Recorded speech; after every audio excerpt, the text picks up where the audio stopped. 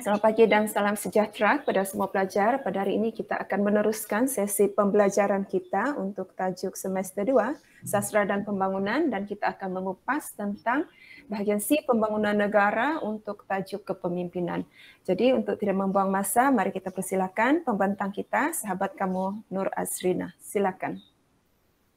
Selamat pagi Cikgu Koni dan rakan-rakan. Hari ini saya akan membentangkan tajuk kepemimpinan iaitu dalam aspek pembangunan negara. Konsep kepemimpinan. Kepemimpinan merujuk kepada keupayaan seseorang sebagai pemimpin.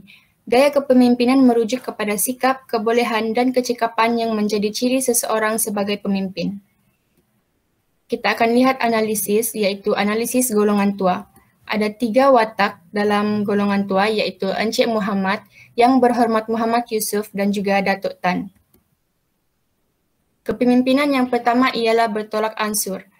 Datuk Tan seorang yang bertolak ansur apabila dia sanggup menunggu kedatangan Encik Muhammad ke pejabat.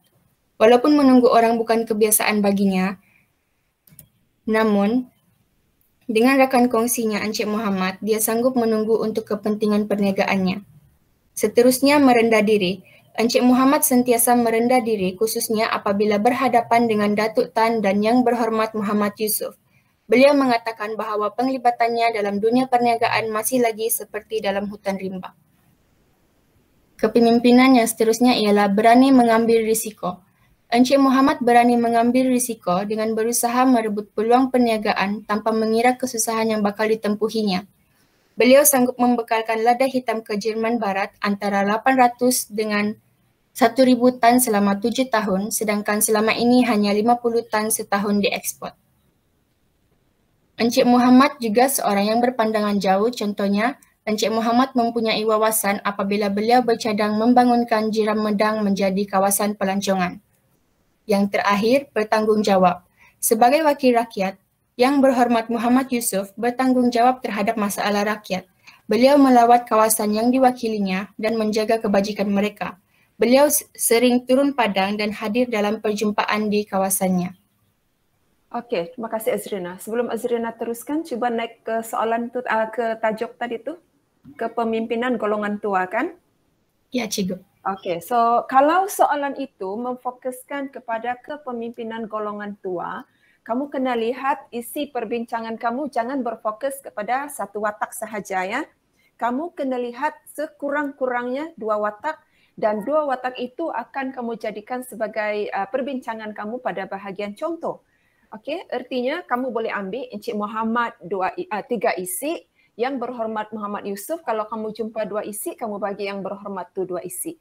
Kalau kamu hanya jumpa 1 isi pada Yang Berhormat Muhammad Yusuf, maka isi yang kelima, contoh watak ketiga, kamu boleh ambil pada watak Datuk Tan lah, seperti mana yang Azrina tayangkan dalam slide ini. So sebab itu bila kamu membincangkan tentang kepemimpinan golongan tua, jangan sempitkan perbincangan kepada satu watak sahaja. Jika itu kamu lakukan dalam peperiksaan, jumlah maksimum isi kamu yang akan diambil kira hanya 3. Okey? Sebab soalan itu dia umum, dia tidak minta kepemimpinan Encik Muhammad sahaja. Jadi jangan kamu bagi isi kamu semua tentang Encik Muhammad, 5 Encik Muhammad. Kalau kamu bagi 5 Encik Muhammad, 2 isi kamu tu tidak akan diambil kira. Salah sudah. Okey, ini sila faham ya.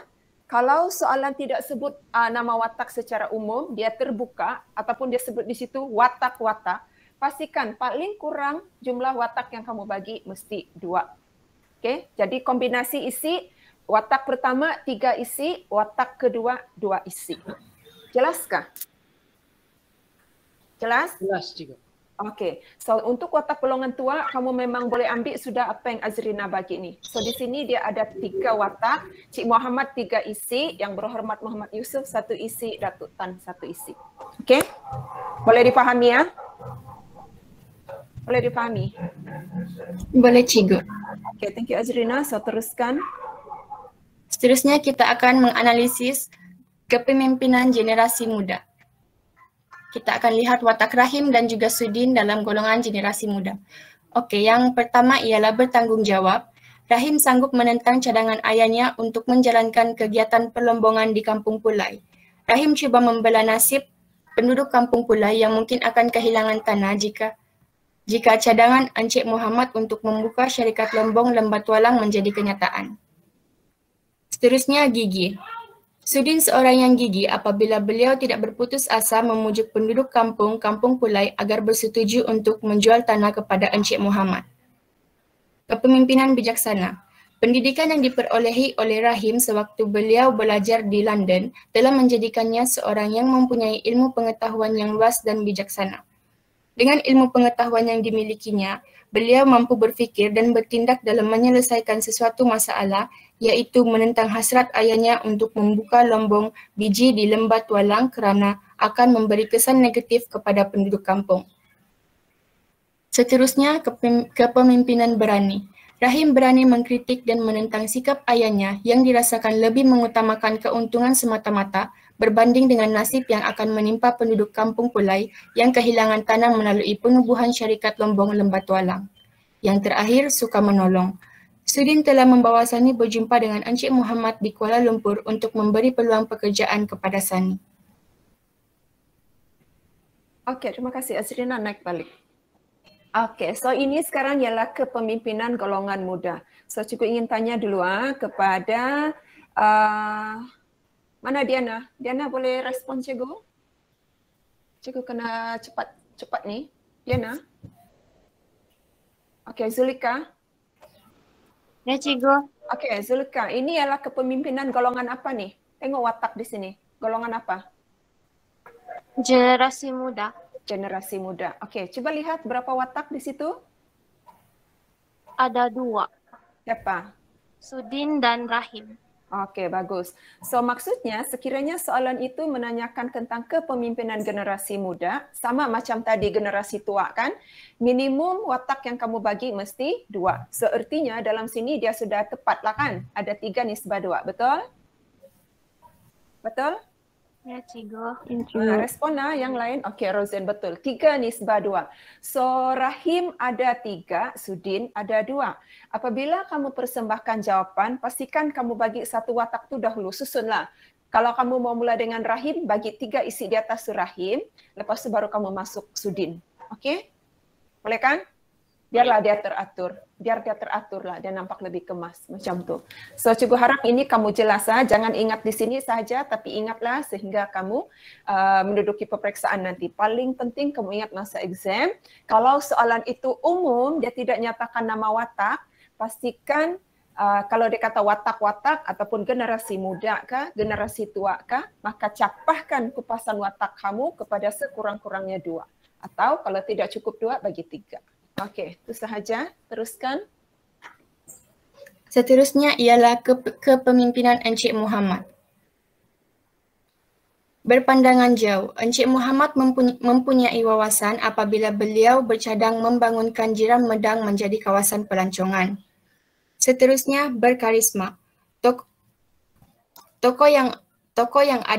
Encik Muhammad ialah tokoh yang ada daya penarik, proaktif, karismatik serta tidak menghiraukan apa jua risiko yang perlu dihadapi demi mengisi cita-cita unggulnya sebagai tokoh perniagaan Melayu yang berjaya dan disegani bangsa asing.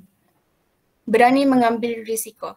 Encik Muhammad berani mengambil risiko dengan berusaha merebut peluang perniagaan tanpa mengira kesusahan yang bakal ditempuhinya.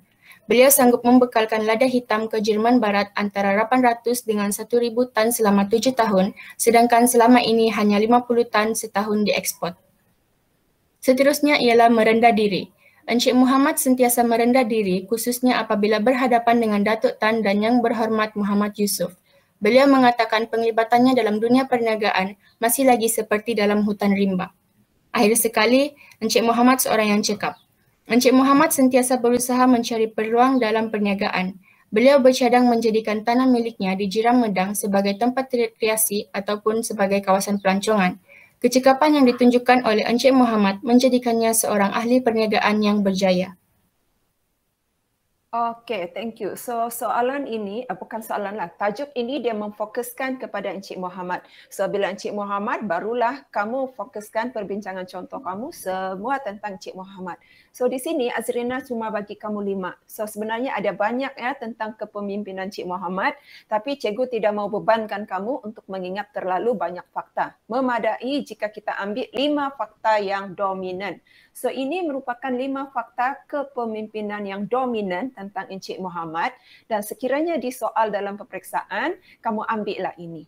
Okey, kamu ambillah ini. Tapi sekiranya soalan tu dia bukan memfokuskan Encik Muhammad, dia adalah umum, dia hanya menanyakan tentang kepemimpinan dalam novel SBDKL, maka apa yang terjadi, kamu ambillah 3 tentang Encik Muhammad, 2 tentang Rahim pun okey. Kan, mana yang kamu senang ingatlah. Boleh faham? Jelas juga. Okey, cuba ingat balik. Tadi Rahim punya kepemimpinan apa? Ada kan Azrina tayang dalam kepemimpinan generasi muda? Angel apa satu? Tanggung jawab. Bertanggung jawab. Bertanggung jawab. Contoh dia? Dia tanggung jawab apa? Menentang. Ya, betul ada. Menentang cadangan ayahnya yang ayah dia ni Encik Muhammad mau jalankan kegiatan pelombongan di Kampung Pulai. Kenapa? Kenapa? Mesti nyatakan. Kenapa dia menentang? Yes. Dia mau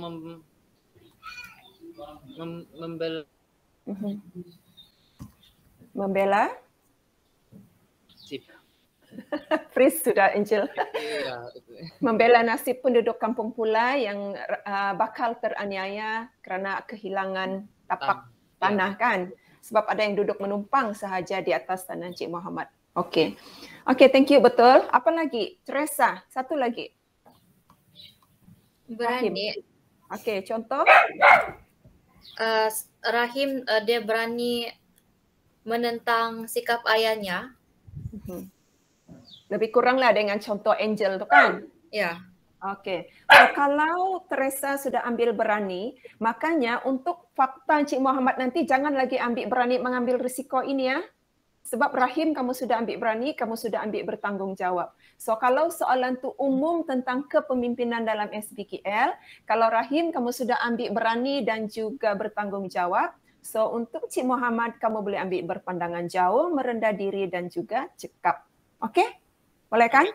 Jangan berulang fakta. Kalau fakta itu berulang, kamu bagi Rahim berani, Encik Muhammad berani. So itu akan menyebabkan kamu kehilangan markah sudah di sana.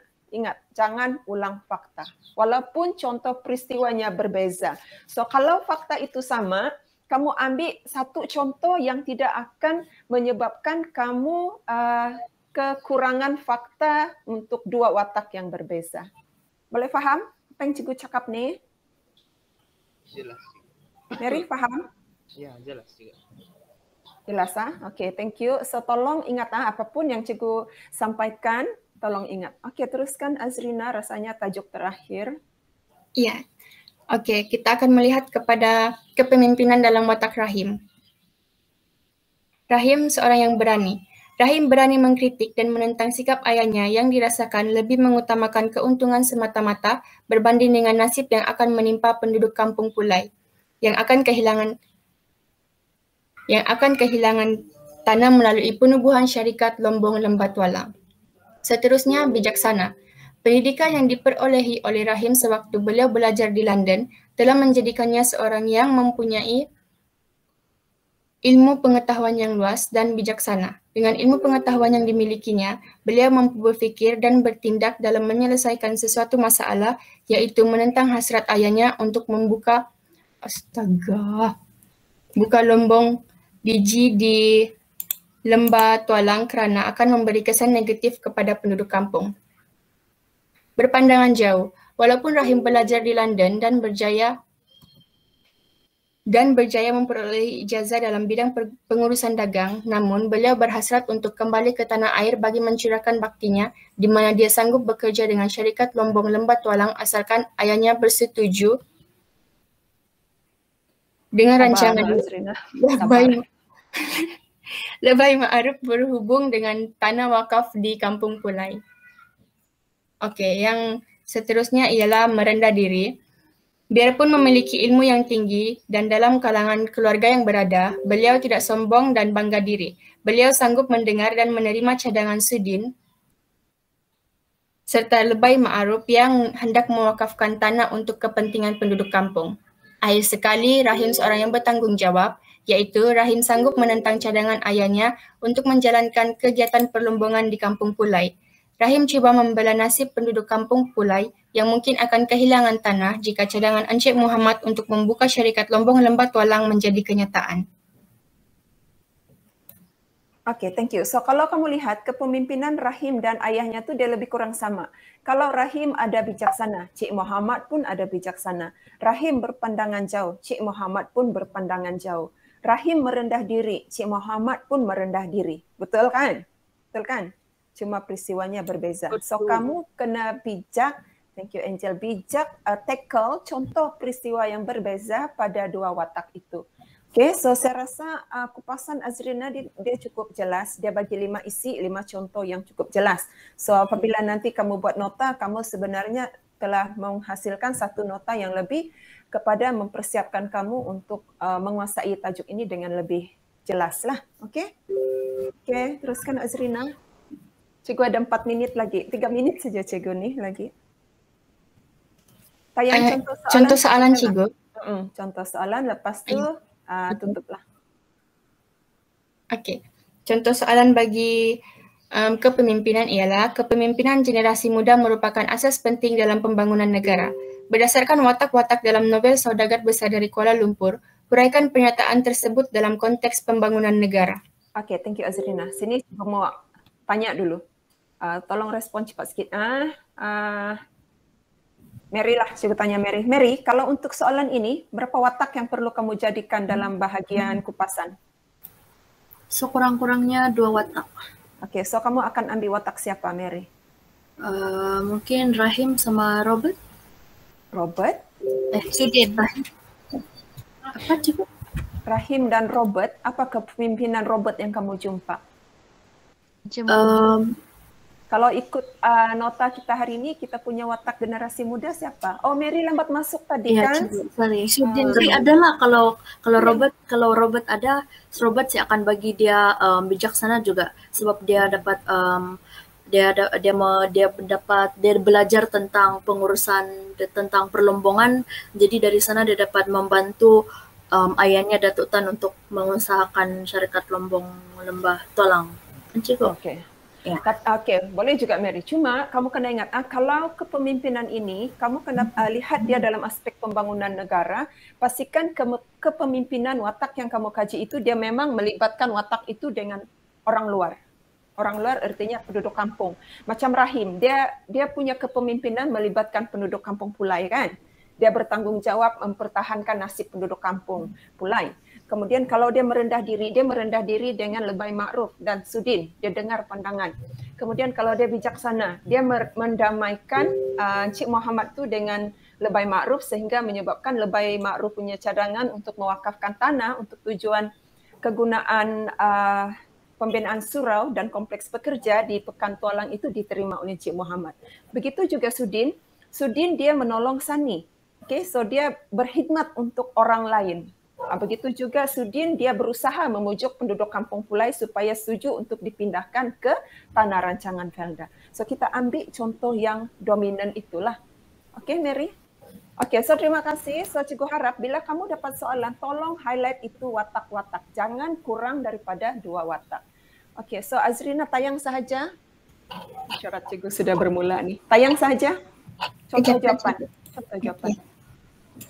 Okey, ini definisi ya.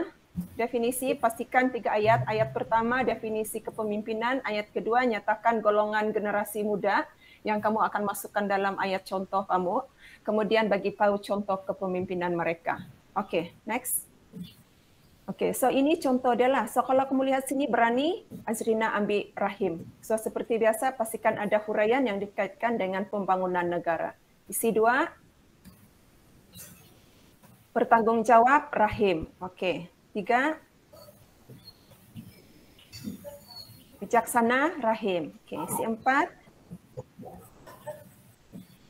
Gigi Sudin. Okey, kita masuk otak kedua. Isi 5 suka menolong Sudin. So di sini kamu nampak ada 2 watak dan kombinasi isi mestilah 3:2. Jangan 4:1. Itu tidak boleh, dia tidak balance ya.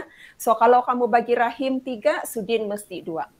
Okey, kalau Mary mau bagi Rahim 3, Sudin 1, Robert 1 pun boleh. Okey Mary? Okey, so ini kesimpulan 2 ayat. Ayat pertama rumusan isi, ayat 2 adalah cadangan harapan yang dikaitkan dengan pembangunan negara. So cikgu rasa apa yang Azrina sampaikan hari ini cukup jelas, padat dan teratur. Ya. Ada sebarang soalan, kamu boleh berhubung terus, tanya dalam grup. Okey, Azrina rasanya boleh tolong jawab sementara cikgu bermesyuarat. Okey, so untuk itu ada soalan? Ada soalan? Pada pelajar di sini tiada. Jika tiada, kita tutup sesi perbincangan kita hari ini. Terima kasih Azrina atas pembentangan yang cukup jelas. Okey, kita akan jumpa lagi minggu depan dan untuk hari ini kamu hasilkan tugasan nota ringkas kamu untuk tajuk ini. Itu sahaja untuk hari ini ya. Cikgu terpaksa beredar sebab cikgu ada mesyuarat. Okey?